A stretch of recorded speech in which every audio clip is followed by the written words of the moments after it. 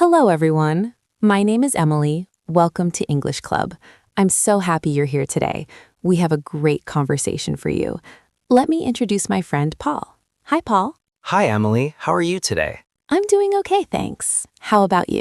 How are you feeling? I'm doing well, thank you. It's good to be here with you today. Thank you, Paul. I always enjoy our conversations. Me too, Emily. So, how has your morning been? It's been quiet. I had some coffee and did some planning for today. What about you? My morning was nice. I took a walk. The weather was pleasant today. That sounds lovely. Walking is such a good way to start the day. Yes, it helps me feel calm and ready for whatever comes. I understand that feeling. It's good to have time to think. Exactly. So, Emily, do you have any plans for later today? Not too much. I'll probably do some work and then relax this evening. What about you? Similar. I have a few things to do. Then I'll probably read or watch something. That sounds nice and peaceful. Yes, I like quiet evenings. Me too. Before we start today's topic, please like and subscribe to our channel for more English learning videos. Yes, please do. Your support means a lot to us. So, Paul, today we're going to talk about something important.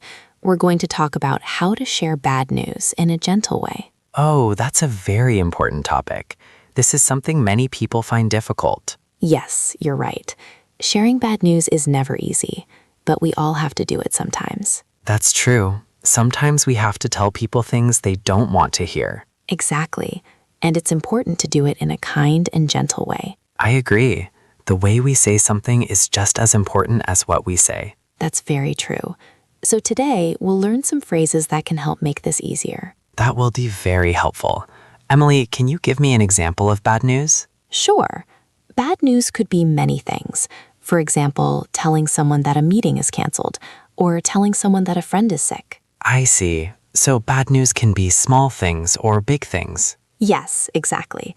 Some bad news is minor and some is serious. And we need different phrases for different situations. Right. We'll talk about both today. Good. So, Emily, how do we start? What's the first step when sharing bad news? The first step is to prepare the person. You don't want to shock them with bad news suddenly. Prepare them. What does that mean? It means you give them a warning that something is wrong. You use a phrase that signals bad news is coming. Oh, I see, like a gentle introduction. Exactly. For example, you can say, I'm afraid I have some bad news. I'm afraid I have some bad news. So the word afraid prepares them. Yes, it shows that you're sorry about what you have to say. What other phrases can I use? You can also say, I have something difficult to tell you, or I need to tell you something. I have something difficult to tell you. I need to tell you something. Those are clear warnings. Yes, the person knows that what comes next might be upsetting. That's thoughtful. It gives them a moment to prepare mentally. Exactly right. You're being considerate of their feelings. I like that. What comes after the warning phrase? After the warning, you share the actual bad news, but you should do it gently and clearly. Gently and clearly. How do I do both at the same time? Good question. You use soft language, but you don't hide the truth. For example, unfortunately, the meeting has been canceled. Unfortunately, the meeting has been canceled. So unfortunately is a soft word. Yes, it shows sympathy. Other soft words are sadly or I'm sorry to say. Sadly, or I'm sorry to say. These all show that you care about the person's feelings. Exactly. They soften the impact of the bad news. What if the bad news is more serious, like someone being sick? For more serious news, you need to be even more gentle.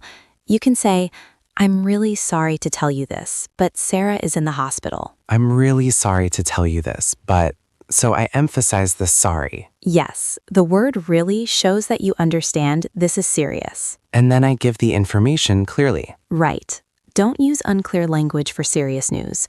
Be direct, but kind. Direct but kind. That's a good balance.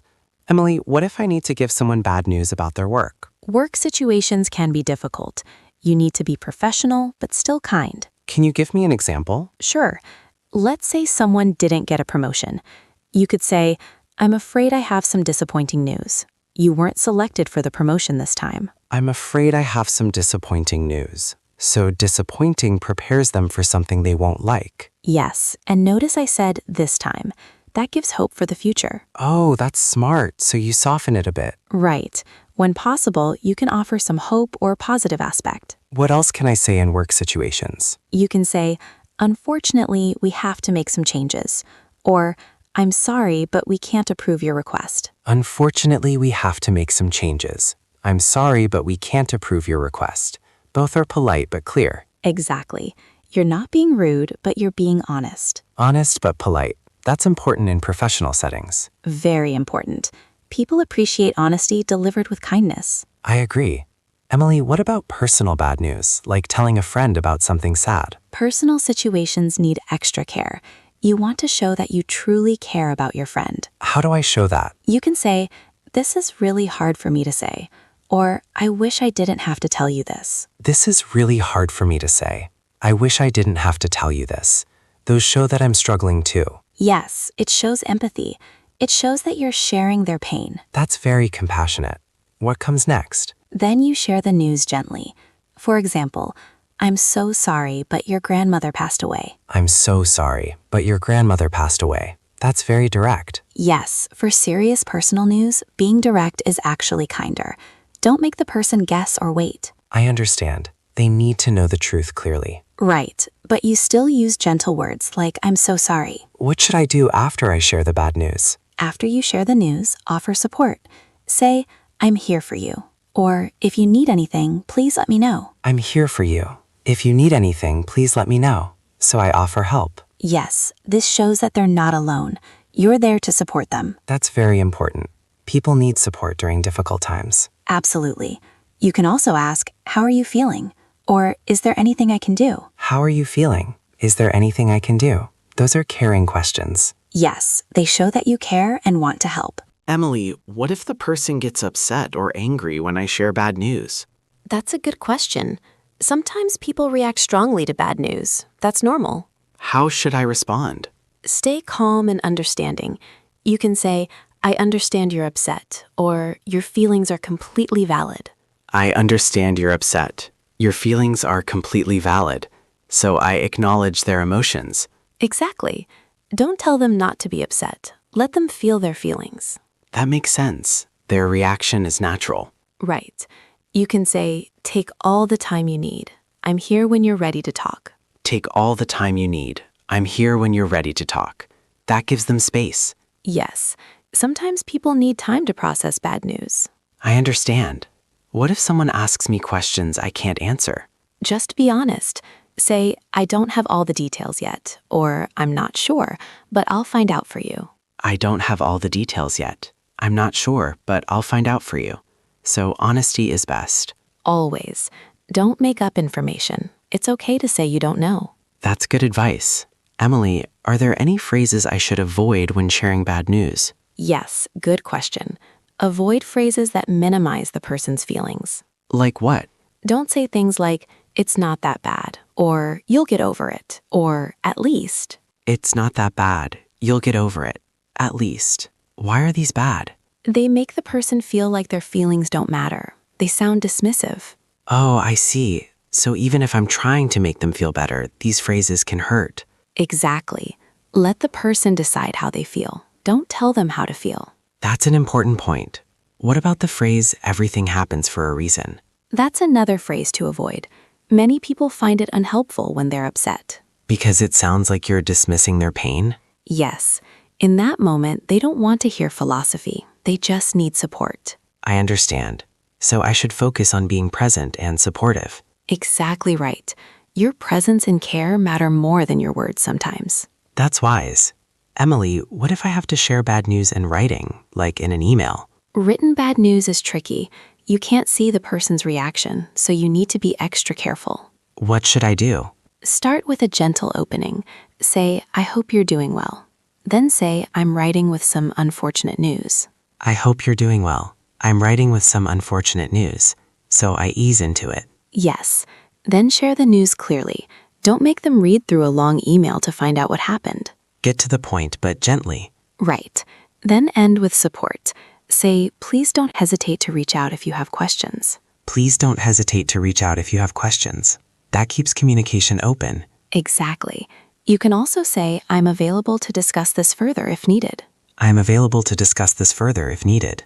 That shows I'm willing to talk more. Yes, written communication can feel cold, so you want to show warmth. That makes sense. What about sharing bad news over the phone? Phone calls are better than email for serious bad news. You can hear the person's voice and respond to their reactions. So some bad news should never be in an email? Right. Very serious news should be in person or by phone, not by text or email. That's respectful. People deserve to hear serious news directly. Absolutely. It shows that you care enough to have a real conversation. I agree.